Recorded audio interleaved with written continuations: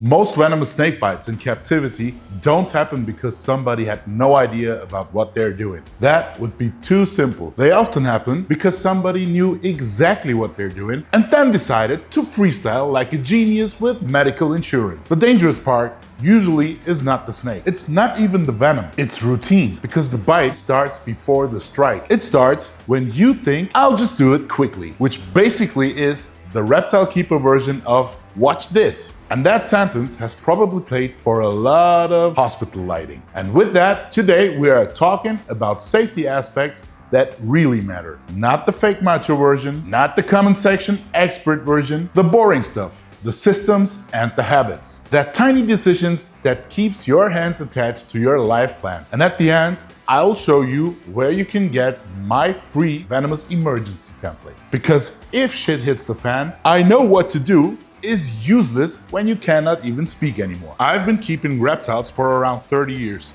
including venomous species and rare reptiles that require a little more planning than just buying a heat lamp and hoping for evolution to do the rest. This video is not here to encourage anyone to keep venomous reptiles. For most people, the safest venomous reptile protocol is very advanced. Don't keep venomous reptiles. Groundbreaking, right?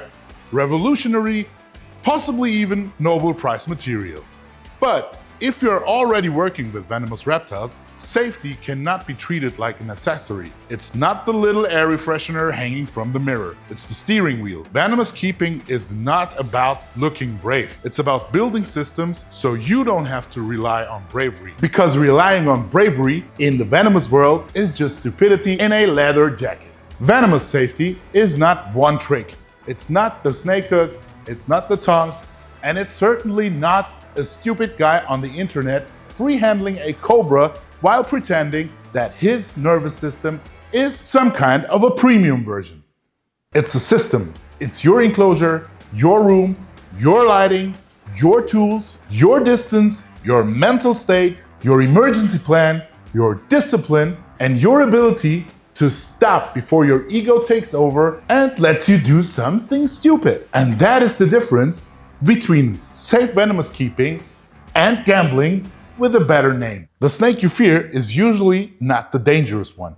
It's actually the one that you feel comfortable working with. Fear makes you slow and comfort makes you stupid. And venomous reptiles are pretty good at finding out which one you've chosen today. Most accidents usually don't happen like in a dramatic movie scene.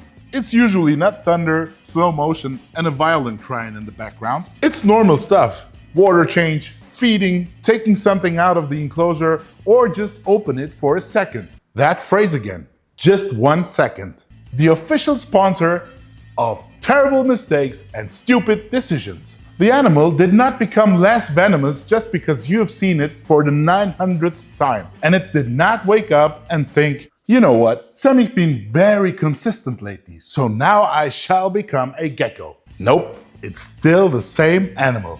Same venom, same speed, same consequences. You changed. You got comfortable. And comfort is the place where protocols go to die in a stupid little clown car. Feeding mode is not normal mode. During feeding, you are not dealing with the same situation, nor you deal with the same snake. It's a different mode. Food smell changes behavior, movement changes behavior, and anticipation changes behavior. And suddenly, the calm animal that you thought you know is running a completely different software. It is bite first and ask diddly dick. This is why feeding needs its own protocol. Not vibes, not confidence, not I'm pretty good with this one. Fantastic, put that one on your medical bracelet. You need a plan. Where are your hooks? Where are your tools? Where is the snake? Where are your hands? Where is the food and where is your exit? What happens after the animal took the food? Do you need to do anything else in the enclosure of the snake?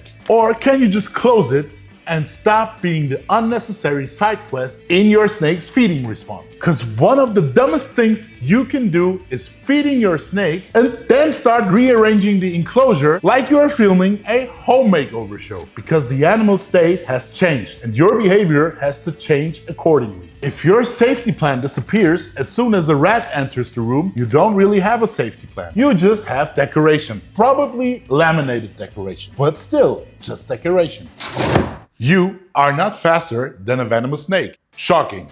I know, your childhood dreams of becoming a mammal version of a lightning are finally over. But this is good news. Your job is not to win a speed contest. It is not to partake in one. Distance control starts before you open the enclosure, not after, before. That means you know where the animal is, you know where your hands are, and you know where your tools are. And you also know where the animal could move and where you could move. You know what happens if the animal does something annoying, fast, stupid, creative, or all the above. Good handling starts before the enclosure opens, and bad handling starts when you open first and let your brain arrive later with economy class. Let me give you an example. You're about to open the enclosure. You know that the snake is somewhere on the right part, underneath the stones. Your tools are on the left. Your body is positioned at an angle, not square in front. Because if the snake is coming forward fast, you need to move back and not sideways into your own shelves, not into the door frame and not into the shift boxes that you have left on the ground like a hazard course. That's distance control. Not a hook,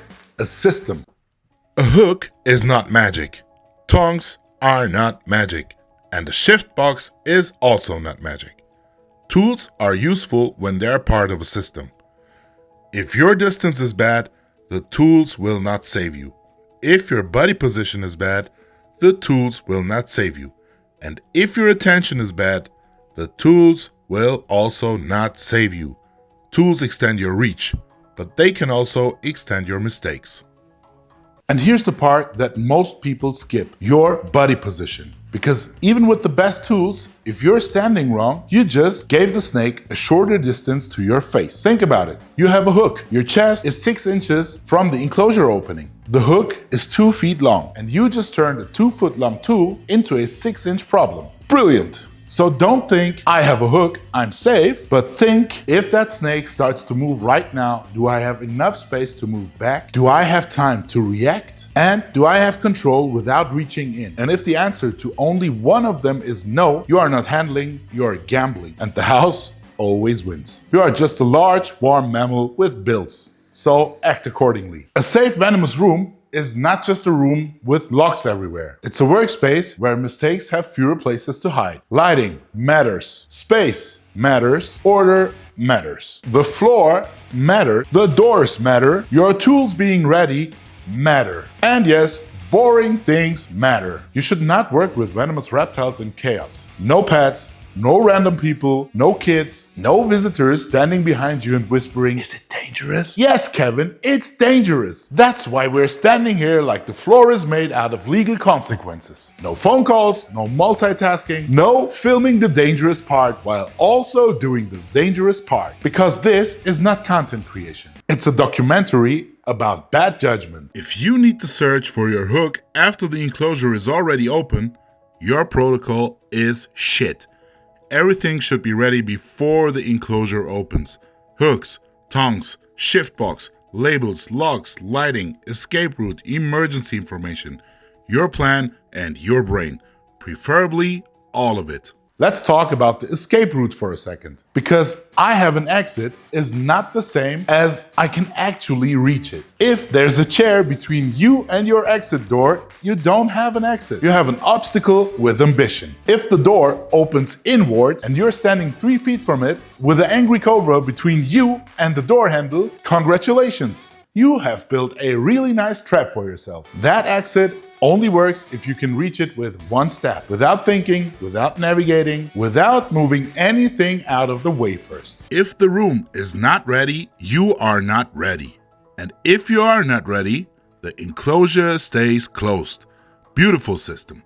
Very boring, but very alive. If you're the person who is thinking about safety systems before you open the enclosure, you are the exact person this channel is built for. Because the next chapters are the ones that separate people who are keeping venomous snakes for 20 years from people who are keeping them for 20 minutes. Freehandling venomous snakes is not a skill. Freehandling venomous snakes for ego is not confidence. It is marketing with a medical bill attached to it. Yes, Kevin, I know there are professionals, field researchers, and really special situations where animals are handled differently. I am not talking about that. I'm talking about the unnecessary shit that you see all the time on your social media. People free-handling venomous snakes because it looks super impressive, because it gets attention, because it makes them look super special, calm, brave, chosen by the snake gods, or whatever. The problem is, beginners watching that video don't see the full context. They don't see the years of experience, the close calls, the hospital, the family panic. They don't see the reputation damage for the entire hobby. They just see a person holding a venomous snake and getting likes. And they think that must be what confidence looks like. No, here is what confidence actually looks like. It looks boring. It looks like a hook. It looks like distance. It looks like a protocol followed step by step with no audience and no camera. Confidence is not needing to prove you can do something stupid. Confidence is building a system where stupid has fewer doors to walk through. And every time someone freehandles a hot snake on camera for clout, they are not just risking their own life, they are teaching every beginner watching that this is what competent looks like. It's not. Competent uses tools. Competent has a plan. Competent goes home without a story of almost dying. If your handling method only looks impressive because the snake could probably kill you, maybe the impressive part is actually missing. Venomous snake is not a category. That is like saying I drive vehicles. Great. Is it a bike? Is it a bicycle? Is it a forklift in a burning warehouse? A viper, an elipid, an arboreal species, a fossorial species, a nervous juvenile, a feeding conditioned adult. These are not the same situation. Different animals require different systems. Different families behave differently. Different species behave differently. And hell, individuals are acting differently. Some are defensive, some are subtle, some are explosive, some are calm until they very suddenly unsubscribe from your plan. Some rely on camouflage, some rely on hiding, some give you warnings, and some give you invoices. Different species, different strike angle, different system. Let me make this real. You work with an arboreal viper. Your protocol assumes strikes come from the front, at enclosure level. But this animal climbs. It's been sitting on a branch 6 inches above where you've been positioning your tools. Your hook is ready. Your distance is perfect for a snake on the ground. For a snake above you, you just became the thing it falls toward. Different species, different strike angle, different system. Or take an elapid, fast, active, forward moving. A viper sits, warms, and commits. An elapid can decide to cross the room just to see what you're doing. If you use the same slow, careful, minimal movement protocol for both, one of them will surprise you. And a surprise will ruin your day. If your protocol is exactly the same for every venomous species, it's probably not a protocol. It's just a habit wearing a safety vest. You need to understand behavior, stress signals, moving patterns, strike range, feeding response, defensive strategies, and your own limitations with every species. Because the animal is not reading the label. It's not thinking, according to this care sheet, I shall now behave predictably. No, it's reacting to the situation. And if you don't understand the situation, you're already late. Now, let's talk about the part that nobody wants to talk about. The emergency. The worst part, to explain your snake, your venom, your location, your contacts, your medical information, and your species details is after the bite. And especially if you're the one who was bit. Tiny decision flaw in the system. The person with the most information may also be the person currently having a really bad Tuesday. You may be in pain, you may panic, you may be confused, you may not speak clearly, you may lose consciousness. And then what? Does your partner know what species it was? Does your family know where the information is? Does someone know which enclosure? Does someone know who to call? Does someone know what medication you take? Does someone know which allergies you have? Does someone know which informations the hospital might need? Does someone know what not to do? Because I know my animal is not an emergency protocol. It's just a sentence. A very confident sentence, but still just a sentence. And I'll tell you why I take that personally. I know how it is when shit goes wrong. Not me, not my animals, but people that I genuinely know. And it's fascinating to see how someone who knows everything about their collection became someone who couldn't share one single detail when it really mattered, because they were busy surviving. The phone might be in the wrong hands, and the informations might be in someone's head and not on paper. And every second of confusion was a second that the hospital didn't have what they needed. That's not theoretical. That's just a normal Tuesday in this hobby when you are not ready. That's the exact reason why I made a blank version of my Venomous emergency folder for you to have. Not because a folder might magically save your life. It doesn't. This is not Harry Potter with anti-venom. Training matters. Experience matters, obviously. Medical professionals matter. Local laws matter. Local hospitals matter. Emergency systems matter. But structured information also matters,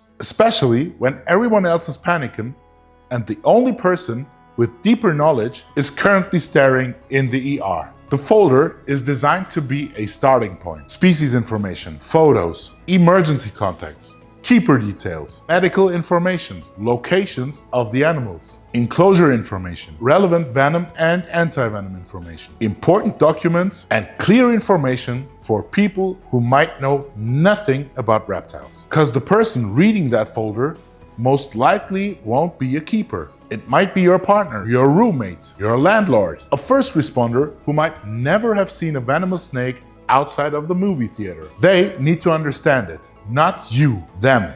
This is not medical advice. It's not a replacement for training. It's not a replacement for real emergency planning. You must adapt it to your species, your location, your laws, your doctors, your hospitals, and your local emergency system. But having a structured starting point is better than hoping someone can solve your entire life like a puzzle while you are busy swelling up. I'm giving the blank version away for free through my newsletter. The link is in the description and the pinned comment. And if you came from Instagram, TikTok, or Shorts, comment Venom and I'll send you the link.